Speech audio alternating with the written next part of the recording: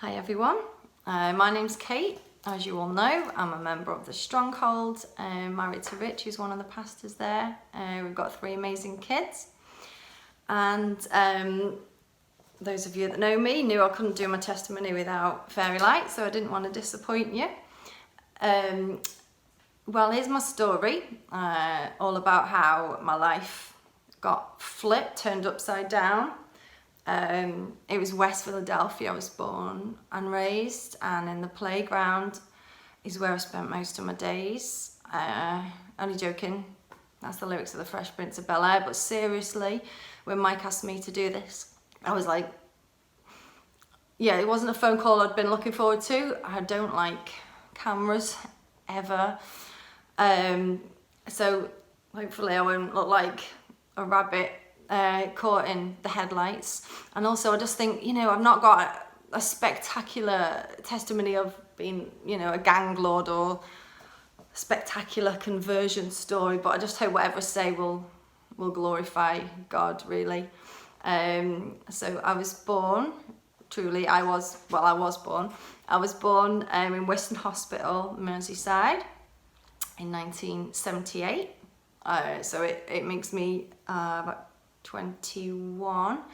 I grew up in Widnes, spent the first 7 years there growing up. My mum was a Christian, so we were blessed to be brought up in church, me and my sister, and my mum went to church. My dad, I don't think, believed.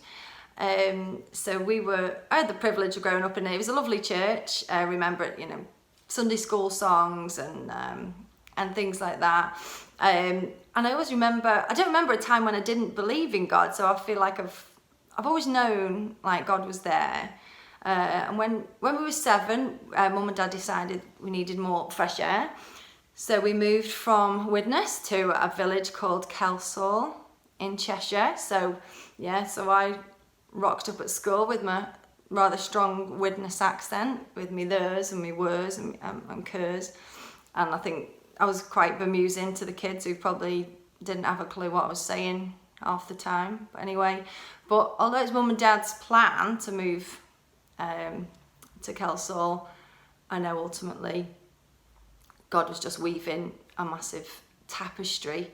We'd not been there that long when we were introduced to a church that had just newly been founded by a man called Wyn Reynolds, who's a hero of mine. He's sadly no longer with us, but he is in heaven. He passed away not that long ago.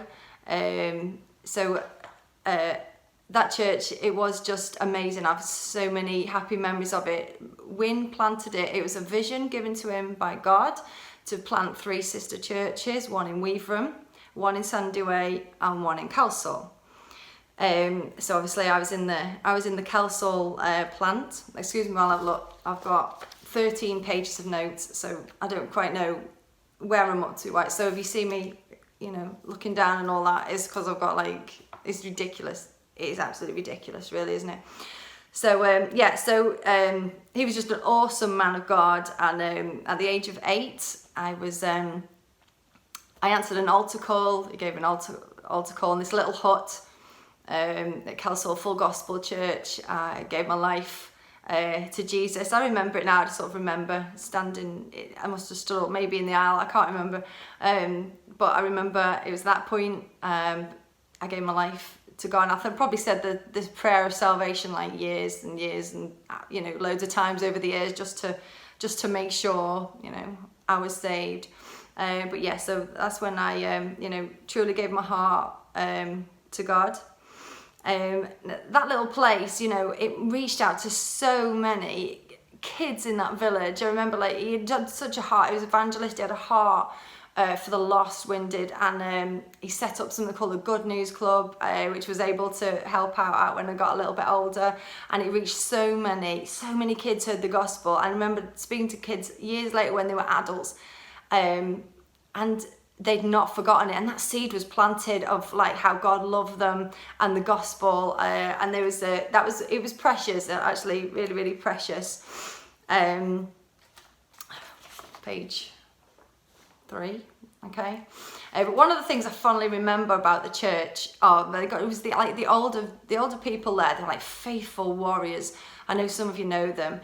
And do you know what? I never felt judged at all. Me and my friend would rock up in just like the most crazy clothes, like these big power boots, stripy tights, and cut off, denim shorts with band names, like quite rude words on them. But like we just felt so loved and so accepted, and they were just so blessed that we'd just come along and just like be alongside, just be in the church with them and pray with them. Gosh, I remember one intense prayer meeting. You're all gonna think I'm gonna say something really spiritual now, and it was it was good prayer meeting, storm in heaven and stuff. And then it was like quite intense, and it got everything was really quiet. We're in someone's living room, and I was only like teenager at the time. Me and my friend were sitting there, and then someone prayed, "Lord, give us big ears." And I'm not joking. Oh gosh, have you ever had to not laugh when you literally your stomach? Oh my gosh, it was all. If I'd have looked at my friend at that point, what he meant was, "God, give us ears to hear you." You know what I mean? But God, give us big ears. That was just like, that was intense, man. We were just nearly so cracked up. Anyway, that's got nothing to do with anything, but that's a memory. We were storming heaven, but we had a good laugh, at the same time. At the age of 14, I was baptised by Wynne at Little Lee Baptist Church. Growing up, I was just so thankful to have a close group of friends from my church in Kelsall, and also like the sister church is Sandyway. We were, as we grew older through our teenage years, we were just like, we'd go youth groups together, church services together, outreaches, weekends. It was just like, it was so cool. We had such a good time, such a good laugh together. We were really good friends. But not only, it wasn't just like the friendship, we would just experience God. We met with God. We knew God was real. We'd seen his power and the power of the Holy Spirit, and it was a really blessed, precious time. But let me just, I want to point out here, I didn't spend my whole life in one big church service, but my relationship that I had with God, and it was like an anchor really, for when I did go out into the big wide world. I didn't just spend my whole life in church. I didn't have a sheltered life. In fact, the village that I grew up in, believe it or not, was just absolutely so rife with drugs. You'd think that's a little quiet little village. No, it was just ridiculous. And my friend there, my best friend, it was like her older brother. There was like a big gang of them, a massive gang of them. So we were always sort of around them in Kelsall, and they were a few years older than us. They were all, I'd say 99% of them, they're all drug takers. There was drug dealers there. It was just like, there was always just like, it was like from weed to LSD, speed, ecstasy, to heroin, to more besides. There was just like absolutely loads. But I know that all the way through this, I was constantly surrounded by this, but I just felt I never ever felt a pull towards it, never. And it's just the grace of God. I never drawn down that path at all, but it was like the opposite. I felt God's just grace and strength and compassion for these people, for these kids, a few years older than me. So I do feel that God, by his grace, just sort of kept me. And we had an opportunity, me and my Christian mates, just to be a light in the darkness wherever we could, and to pray for them, not really, face to face, but behind the scenes. We'd sit and we'd pray for them, and God gave us a compassion for them. And at this point, I've got in my notes, I'd like to just speak to the kids. Yeah, I'm not condoning. Please just don't go out and just find a load of drug takers to hang around with, because that is not what I'm saying. Okay, it's only because that was just where I was at the time. Okay, and that's just what happened. But because of our connections with the church and just and with the gang, we had the opportunity to be able to invite them to stuff. We had in Kelsall there was a tent crusade with amazing testimonies, and Sandway Church we had Jellyfish Man, some of you might know Ian McCormack, the Jellyfish Man. He got an amazing testimony of he was died and he went to heaven and gave his life to God, and and share our own experiences with them. So all these testimonies, they got the gospel in loads of different forms, and you do think, God, did you plant us? And we were there just for a reason. I mean, it wasn't all down to us, but we were just able to be a little bit of light in the darkness. I remember once one of the gang, who was away from his friends there at the time, he turned around to us and said, what do I have to do? It was along the lines of, what do I have to do to be saved? Tell me how I become a Christian. And we were able to, we had the privilege of leading him to God. That's just, amazing. And others became Christians, not just because of us. Others gave their life to God as well. Others, sadly, because of the effects of the drugs it was, proper hardcore. They were quite badly affected, and there was some sad stories and horrible stories as well. I won't go into that. But just to give you a sideline, okay, after high school, I went to college, studied childcare, dropped out after a year. I'll blame the college for that one. So dropped out, but I always had jobs with kids. I just always worked with kids, love kids. So I worked in a nursery, worked as a nanny in Italy randomly. That didn't work out, it was a bit weird. But God was actually just amazing to me there, and provided amazing people around me to help me through that weird time there. I've been a nanny. I've been a nanny a few times. Always worked with kids. To be honest, God's given me a heart for kids. I love them. They're just absolutely amazing. Where am I? 1 second. If you just, I don't want to leave anything out. Yeah. Okay. To be honest, I think I'm just a big kid. Myself, and that's why. Anyway, as we grew older in our church, the youth group stayed close, and it's so valuable. Man, it was so vital. This is why I'm so passionate, I think, about our young people meeting up, because I know how important it was to me. The Bible says about hot coals being together, because if you're on your own and you're separate, the fire can go out, but just, you kids just stay together. Keep on meeting. This is a hard time because we're not able to just meet up and just hang out and do what we just love to do, but just try and keep up that communication with each other. And I can't wait to have a big, fat, unsocially distanced get together here when we're allowed to, with just loads of food, and just all pile around our house, please, because Auntie Kate just loves you to bits, and you know that. Anyway, when I was 19, this is when Rich doesn't come on the scene, because we'd known him. I'd known him since I was about 10. He was Sandway Church, we were Kelsall Church. Got together. We'd been friends for ages, all gangs hanging around together. And in 2002, I married my best mate, which was Rich. Don't worry, I married my best mate, which was Rich. Just in case you're wondering. We got married in a church in Chester that we went to at the time. A friend of ours was a worship leader there, and we sort of got involved a little bit as well when we were there in the worship. Randomly, they asked me to play the drums. It's just, why? It was horrible. I just had to concentrate so hard, and it was just and I did it. Oh gosh, I don't know how, but I managed to do it. But it was when I was playing the drums that I kind of had this longing, this yearning to worship God with my voice. And if you've ever played the drums and tried to sing at the same time, it's really hard. So anyway, it wasn't long till I came off the drums, and I was able to they gave me a microphone. I was able to just worship alongside the worship leader and just release, I suppose, what was in my heart, and I was able to worship God with my voice.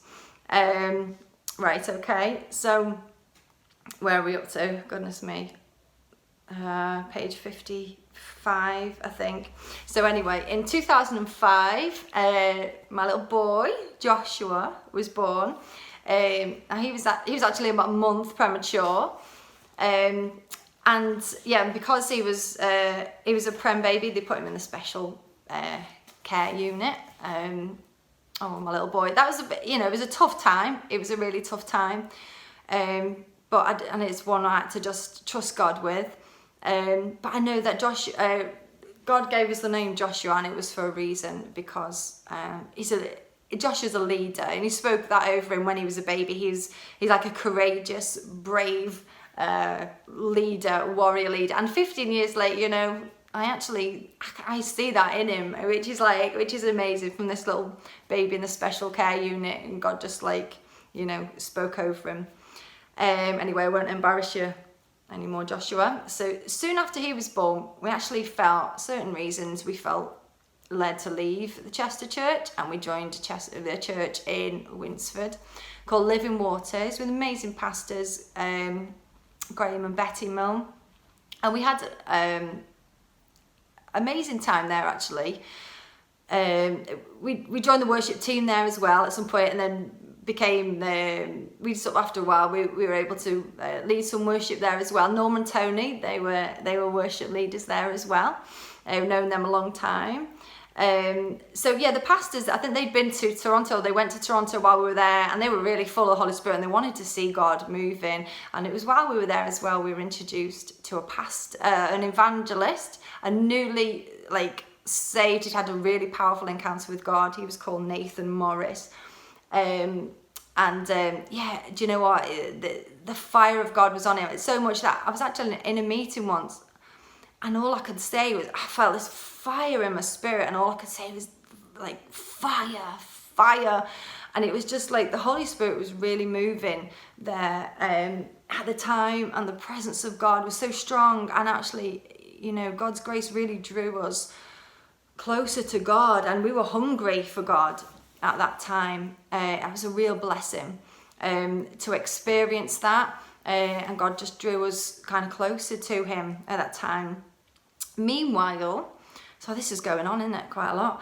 Meanwhile, the house that we lived in, which was like the tiniest house you've ever seen in Winsford, and it was 1 bedroom, 1.5 bedrooms really, and a little living room, and it was too small really. It wasn't very practical for our growing family, so we had to believe God for a bigger place, a more practical house for us to live in. And I remember going to the mortgage advisor, the financial advisor, a tiny little budget, and bearing in mind our budget was small, okay. And I remember, so he said, so what are you looking for? What kind of house are you looking for? And I told him, I said, I don't know what it was at the time. I just had this, it's like a faith came on me. I said, right, okay, specifically, I want a 3-bedroomed house, detached on it was a specific road, I think I said. It was in Winsford. I said, I want it near fields. I want a garage, a driveway, a big garden, and it needs doing up as well. And he was kind of laughed, oh yeah, don't we all want that? But it's I was deadly serious. I was like, no, I believe it. I've got a big God, I just believed it with all my heart. There was a real a faith really. God gave me a faith just to believe for it. And to be honest, in 2007, through a string of miracles and God instances, we moved into that exact house, that 3-bedroomed detached house on that road, with everything that God had put in my heart. He gave to us, and we moved in with baby Mia at the time, and it was just a real blessing. And God is amazing.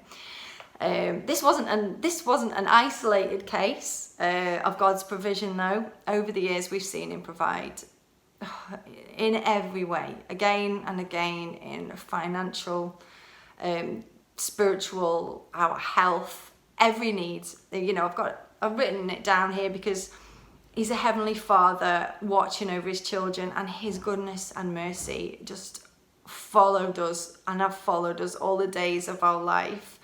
I just felt like it's like being a living example of Philippians 4:19. And my God shall supply all of my riches according, so I'll start again. And my God shall supply all your need according to his riches in glory. And that's exactly what he's done. Now we continued at Living Waters. So this is going on, isn't it? We continued at Living Waters for the next few years, but in 2010 we began to feel a stirring. There was like we also felt restricted, but there was like a holy discontentment that was stirring up in us, and it's like God said, it's like he was saying, I'm going to do a new thing. There's a new thing coming, and there's lots of different things that went with it, really, but we were feeling unsettled, like we weren't, like it kind of wasn't the right place for us at the time, like God was going to do something new, and he was going to move us into new pastures eventually. Anyway, it's like a big thing. We gave it to God, and we prayed about it. I had a journal at the time, wrote billions of pages of these little things, these little senses, these little feelings that I got, I sense God was saying.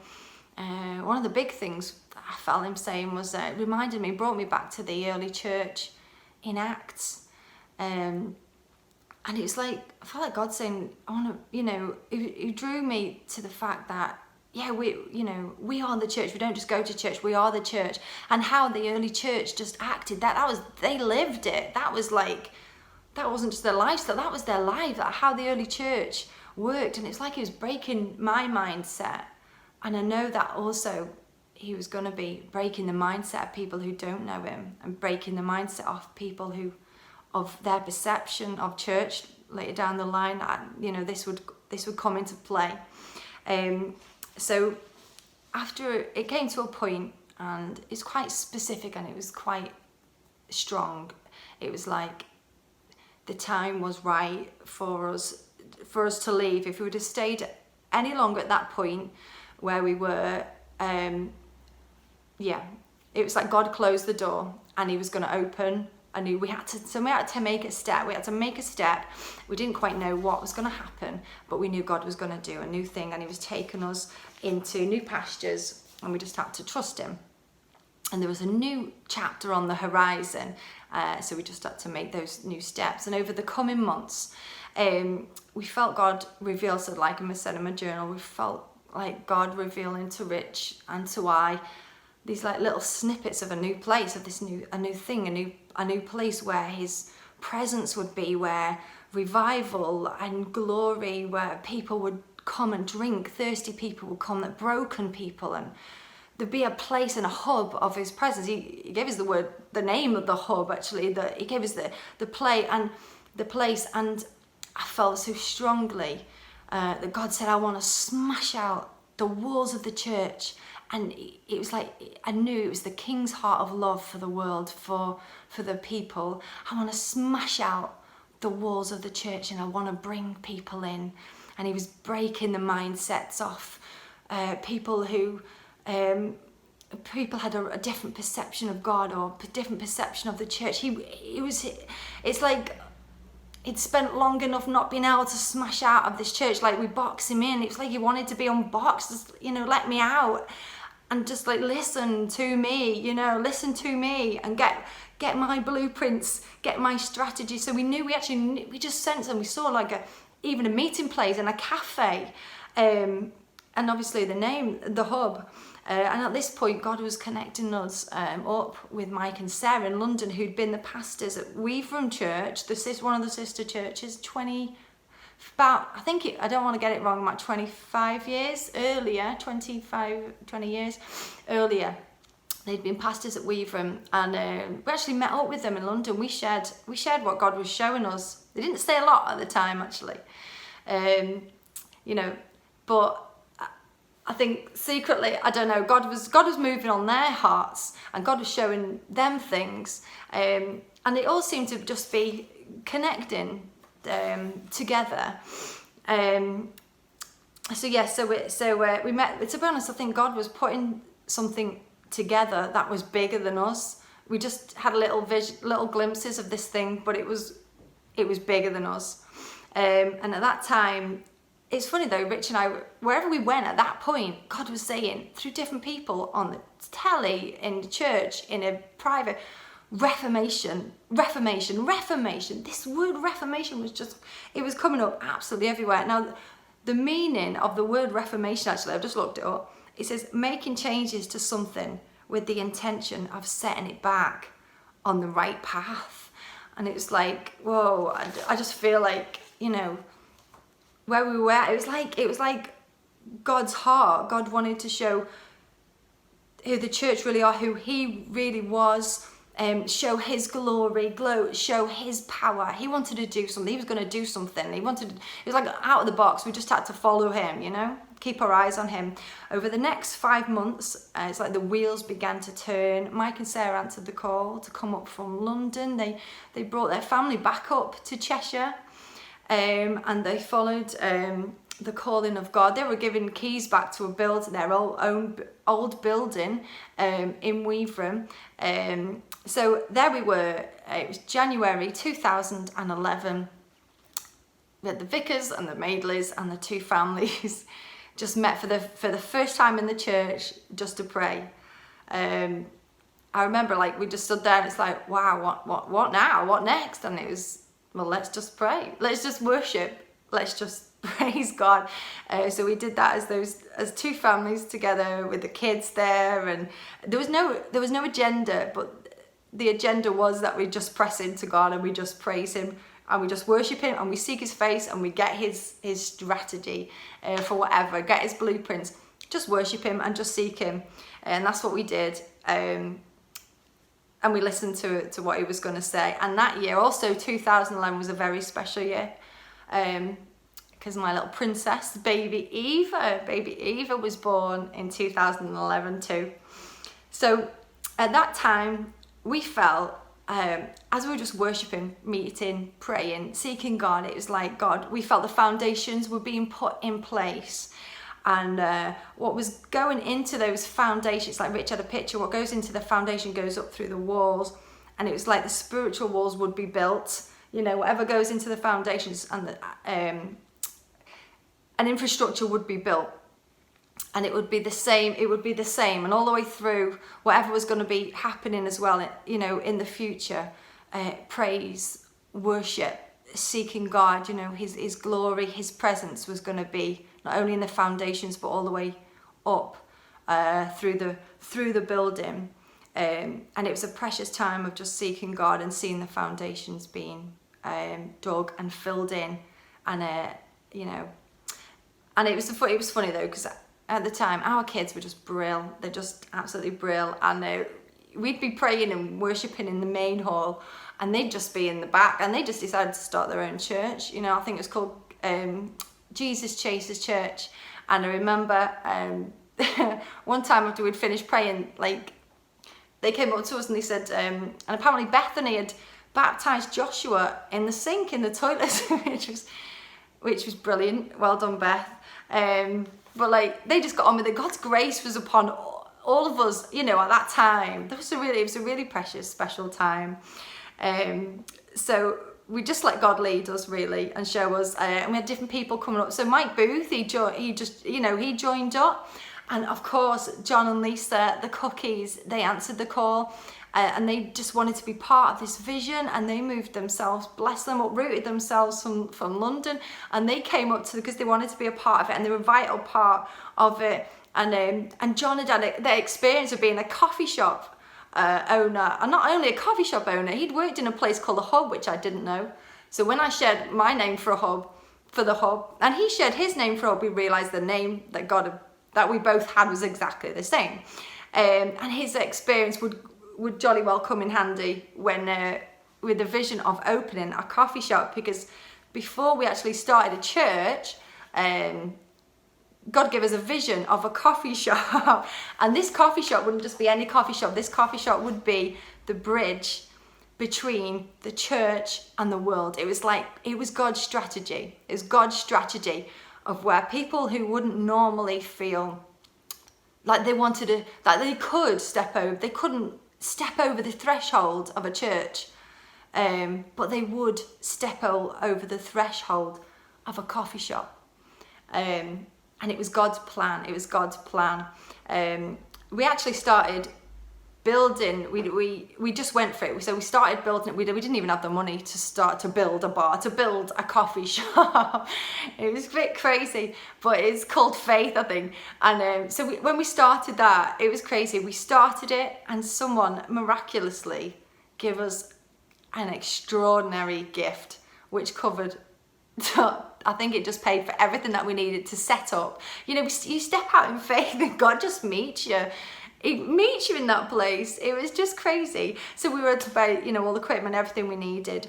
And it was God who would build his church, not us.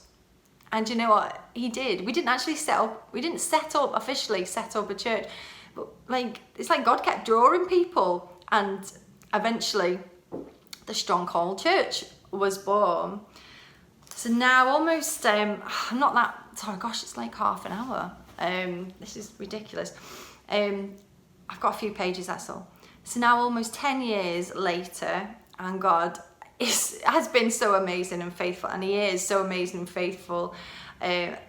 Seriously, when I hear of people joining the Stronghold, they feel drawn, they say, I felt drawn just to come here, families, you know, individuals, couples, I actually feel really humbled and really blessed just that God would have us a part of this, of this big plan that God wanted to do. So it's very humbling, and very precious for me to hear whoever it is joining us, because it's God who's building his church. It's God who's building his church. So, you know, over the years, you know, people have come in through the coffee shop, or through the coffee shop, then an Alpha course, then into church, or just into church. But God did what he said he would do.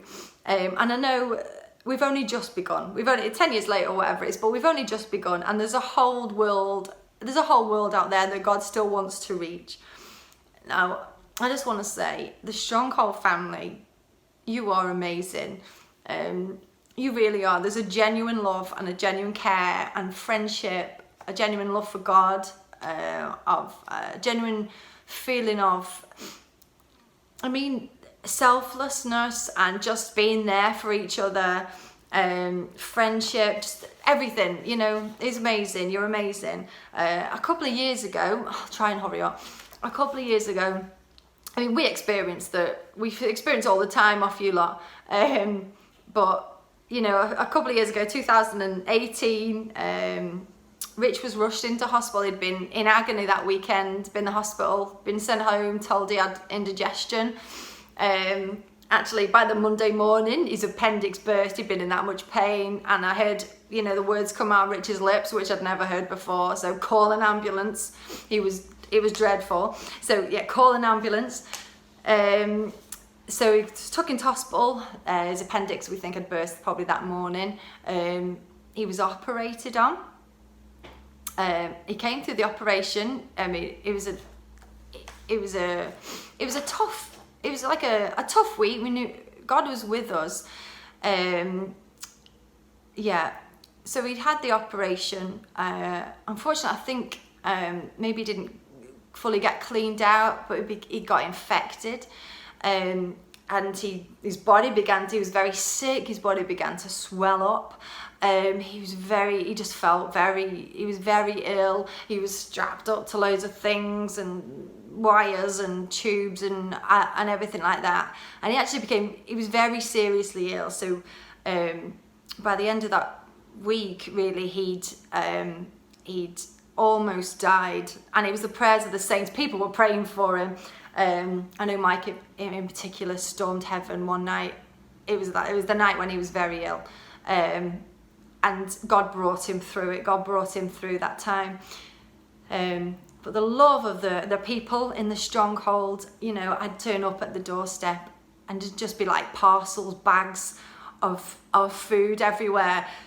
people put money through the door, people put money, secretly put money in my pockets, and notes and little cards, and you know, God looked after us, and he used the people of the Stronghold, my Stronghold family, to lift us up and support us and getting through that time. Rich is self-employed, and usually when you're self-employed, you don't get your wages. So financially it was a tough, you know, well, actually it would have been a tough time if it wasn't for the faithfulness of God and the amazing love of the people who just lifted our arms up and just helped us through that. And it's just a little thing, a couple of little things I want to say just before I go, really. It was while Rich was in hospital, and Eva, I think she was 7 at the time, and I said, why did we make a little Christmas list? So she made a list, and she cut out those little things in the Argos catalogue and cut it on. She showed me what she wanted for Christmas. She said, like, you know, Mummy, I've seen these dolls, and they were very expensive dolls, and Rich wasn't, you know, he was in hospital, we didn't really have any money, and she was talking about these dolls that she wanted for Christmas, and well, I just believe that God was our provider, really, and I'm sure we prayed, and I prayed, and it was that week while Rich was still in hospital. This is how amazing God is. I walked outside and my neighbour collared me over the hedge, and she said, Kate, a friend of mine, her daughter's just grown out of her dolls, and she said that, you know, she said, I can't remember the name, they're like, you know, these designer dolls, and as she was speaking, I think I was probably thinking, surely not. And 2 days later, on my doorstep arrived bags of not just one doll that Eva wanted, but perfectly like new 2 dolls in these boxes, these grown-up dolls, but not just the dolls, the clothes and the accessories, and I tell you, the abundance and the provision of God, it was so overwhelming. You know, that was more than dolls at that time. God was saying, I have got you, and I've got this, okay, and everything that you need, I'm provided for you, don't worry. I've got you in your hands. For me, for asking me and telling me, well, actually, she's very good, you know, she just said kind of thing what she'd love for Christmas. And God had it on my doorstep within a few days. And, you know, that's the kind of God, he cares about those little things. He's absolutely so precious. And he's so amazing. And he was just saying, I've got this, don't worry. So God brought Rich through it, and he provided for us over those months where he couldn't work because he was, you know, recovering and recuperating. And that Christmas we had very blessed. We were very thankful that Christmas that Rich came out. He came out and we had Christmas all together. And just the last little testimony, it's just of God's goodness, really, and faithfulness again. And just before Rich got ill, we'd started an extension, and he was just gonna do, it was just, it had no roof, okay, so it had no roof. And I was living with like the most ridiculous makeshift like little kitchen with no oven, and I'd been like that for a long time at that point, but we didn't really have a lot of money. And it was that point, it was the springtime, and Rich and I both felt in our hearts that God was stirring us to give. And it wasn't like it wasn't like a wrench thing, but it was like there was a softening in our hearts. God was showing us through the word how amazing giving is, and separately, Rich and I both had felt there's a certain amount of money that we were to give, and the grace of God was on us. And you know, although you know physically it didn't look, you know, why are you giving money, you know, physically, but spiritually. And just in the kingdom, you just got to trust God, haven't you? So we kind of went with it. We just stepped out, and we had 3 different people. We divided this money out, and we both felt the same amount to give. So we did that, and it was a few months later when someone called us after church. One of the members of the Stronghold, and they said, "Can we just have a word?" Now they didn't know us, you know, our bank account at the time. They didn't know our financial situation.